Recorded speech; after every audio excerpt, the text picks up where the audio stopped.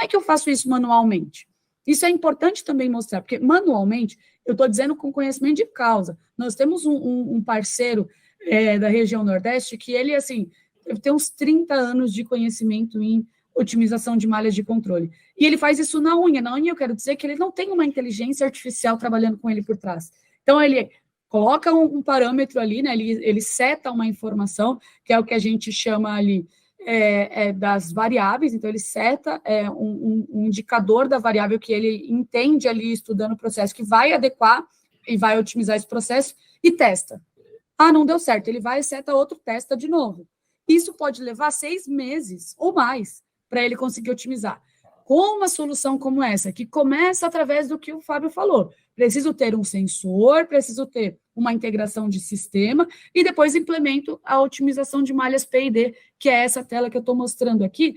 A própria inteligência artificial que tem por trás de uma solução como essa é quem vai fazer o cálculo dos parâmetros mais adequados para otimizar a nota dessa máquina, desse processo. Então, nesse caso aqui, por exemplo, o P&D está me dizendo que a nota atual é de 88,50%, 88,5%. Ele vai dizer para mim, olha, a sintonia ideal, de acordo com esses dados que eu estou acompanhando aqui, preciso colocar aqui, que são as variáveis, tá? E aí, mesmo que você não seja um engenheiro de automação, não tenha o conhecimento, não precisa. Você, claro, precisa do operador ali que vai acompanhar o processo. Mas ele vai identificar aqui qual é a variável de KP, KI e KD, que são as mais adequadas para aumentar a nota dessa malha aqui. E o que eu espero colocando esses números? Eu espero que ela chegue em 91%. Poxa, então eu já consegui aumentar aqui quase 3% de otimização da nota que eu preciso. O que isso, Fábio, o que essa nota, né? Esse trabalho de eu otimizar uma nota de uma malha P&D implica na prática do meu processo fabril? Então, olha, tem vários fatores que a gente pode levar em consideração. Vamos falar o desperdício financeiro, a redução de insumos, porque ali a gente está, igual você deu o exemplo dos controladores, KP, KI, KD, a gente está fazendo a análise dos algoritmos de aprendizagem de máquina, então, ou seja, a gente está falando para ele, ó, esses são suas variáveis, esses são os seus dados. Então, através do aprendizado de máquina, a gente vai usar o histórico da produção, por exemplo, e falar, ó, esse é o meu padrão, é isso que você tem que trabalhar. E os controladores KP, KI e KD vão trabalhar e fazer toda a parte do P&D para a gente. Com isso, a gente vai conseguir reduzir o desperdício no insumo. Por exemplo, eu estou aplicando mais ingrediente do que devia. Opa, então eu consigo economizar no ingrediente, consigo aplicar menos. E não só nisso, mas também no financeiro, porque, às vezes a minha produção tinha que chegar a um target X, mas todo dia ela chega a menos Y. Mas por quê? Você consegue começar a controlar e visualizar isso de forma histórica dentro do sistema do BioWise e saber onde estão os possíveis gargalos do processo, o que pode estar acontecendo no seu processo. Então, vamos falar assim, não é só o retorno financeiro que a gente vai ter, mas Exatamente. também da redução de... Porque que são o desperdício, vamos falar assim, que a gente não consegue quantificar, porque, quanto uma empresa de alimentos gasta para comprar um saco de farinha? X.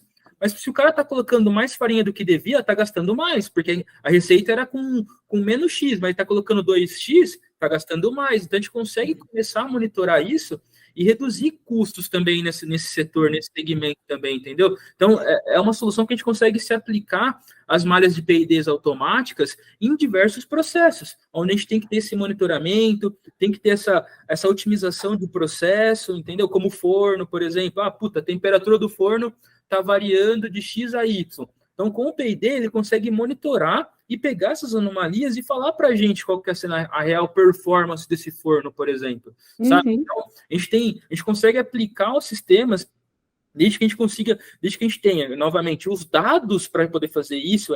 Então, a integração, os hardwares para poder aquisitar esses dados, nós conseguimos tratar essas informações no BioWise e aplicar a lógica de P&D dentro dele. Então, são reduções e benefícios que a gente tem que, vamos falar assim, a gente não consegue quantificar, porque, o cara vai gastar mais tempo para pegar mais ingrediente, para poder colocar mais fermentação. Então, a gente consegue reduzir até custo de processo, porque a hora do operador também é cara no processo. Nesse caso aqui, que a gente tem, que foi de onde saiu a inspiração para criar um demonstrador com um dashboard parecido, foi de um caso de estação de efluente de fato.